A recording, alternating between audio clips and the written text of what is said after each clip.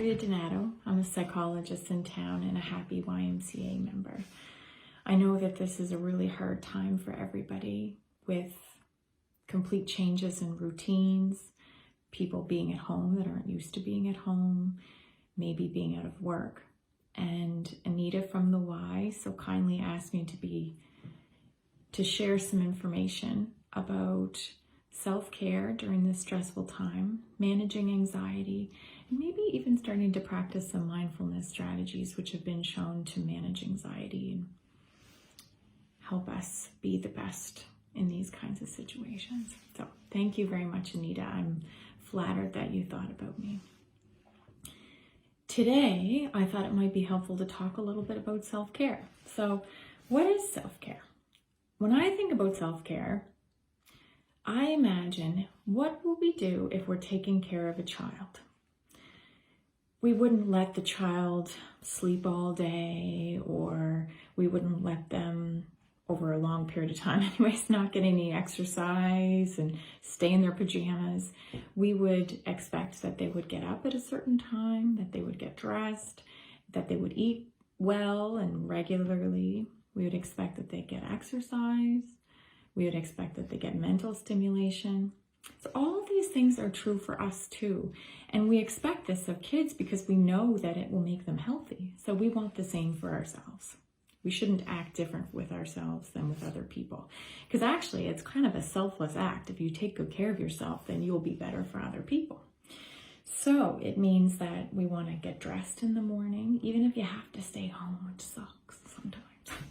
But you want to get dressed in the morning and washed because you feel better. Make your bed if you can, if you usually do. You want to get some activity, so some exercise. Maybe you're going to log on to the Y and use some of the programs that they have on there.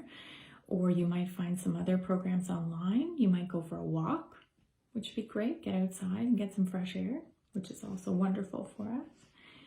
You want to give yourself some mental stimulation, so you might read a book or do something creative. We also want to monitor our media use. So I know that it's important at this time to stay informed. So you want to get the information that you need. You also want to watch when you are being sucked in and looking at it for too long and maybe starting to suffer from the side effects of looking at it for too long. So if you notice your anxiety is through the roof, at that point you're not really doing your best processing anyways. So it would be wise to put it aside, do something to calm yourself down, and we're going to be practicing some calming strategies over the next couple of days. So calm yourself down, and then if you have to go back later to get more information, then great.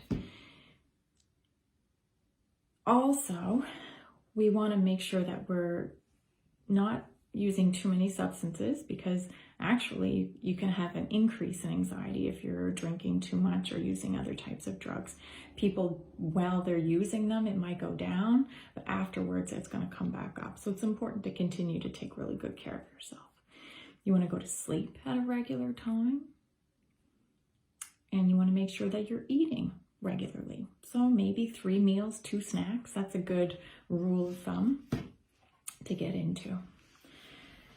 So I hope that this really short video was helpful. I think that a lot of this stuff is common sense and it's kind of hard. So it's always nice to be in it together.